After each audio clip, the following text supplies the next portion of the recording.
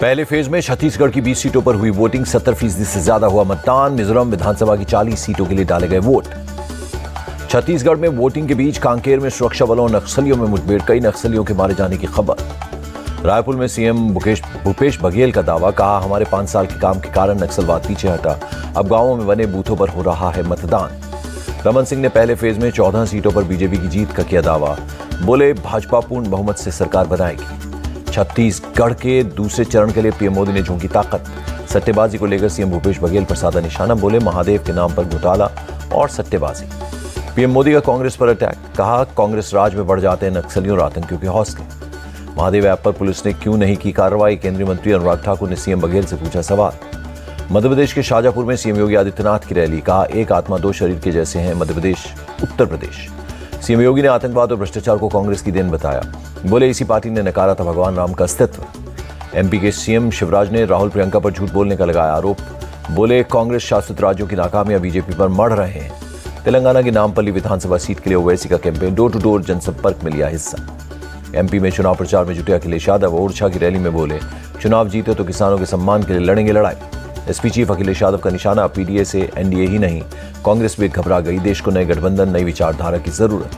जयंत चौधरी ने किया अखिलेश यादव का बचाव, मध्य प्रदेश में कांग्रेस से गठबंधन न होने पर गुस्से में अखिलेश, पर वो इंडिया गठबंधन के साथ है। सीएम अशोक गहलोत ने जयपुर के मोती डूंगरी गणेश मंदिर में की पूजा, कांग्रेस प्रभारी सुजिंदर सिंह रंधावा भी रहे मौजूद। राजस्थान में सत्ता विरोधी लहर नहीं, सीएम अशोक गहलोत ने कहा जल्दी जारी होगा कांग्रेस का घोषणा पत्र।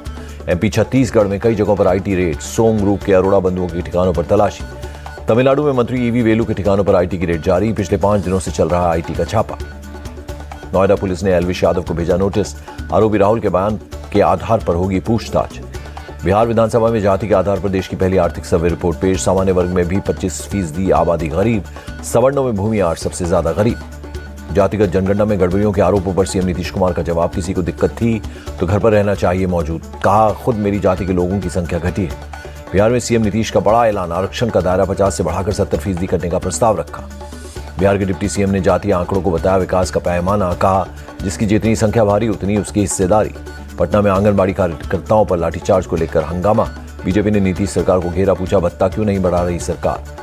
नीतीश सरकार पर विजय सिन्हा का आरोप, राज्य में लॉ एंड ऑर्डर पूरी तरह से फेल, आंगनबाड़ी वर्कर्स का मानदेय नहीं बढ़ा रही सरकार।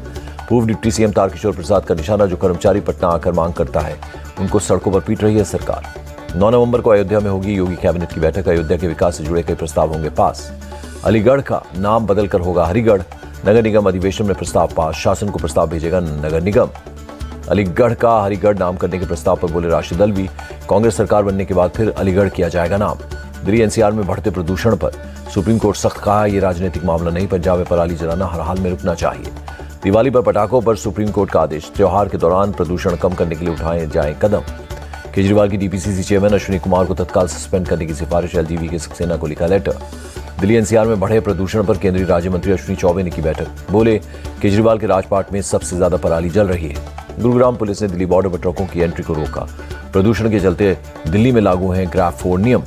सुप्रीम कोर्ट के ऑर्डर की स्टडी के बाद तय होंगे ऑड इवन नियम, दिल्ली के पर्यावरण मंत्री गोपाल राय का बयान। प्रदूषण पर आरोप प्रत्यारोप करने की बजाय सभी को मिलकर करना चाहिए काम, दिल्ली की मेयर शेरी ओबरॉय का बयान। दिल्ली के परिवहन मंत्री कैलाश गहलोत ने मुख्य सचिव को लिखा खत, प्रदूषण फैलाने वाले वाहनों की ठीक से हो जांच। नोएडा में 10 नवंबर तक प्री स्कूल में कक्षा 9वीं के स्कूल बंद रहेंगे, ऑनलाइन होगी पढ़ाई।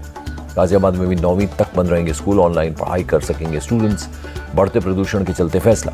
जयपुर में स्कूली बस और कार में टक्कर, गुस्सा है कार सवारों ने स्टूडेंट से भरी बस पर लोहे की रॉड और पत्थरों से किया हमला। महाराष्ट्र के रायगढ़ में दर्दनाक हादसा, कार सवार 3 लोगों की मौत, 2 लोग घायल हो गए।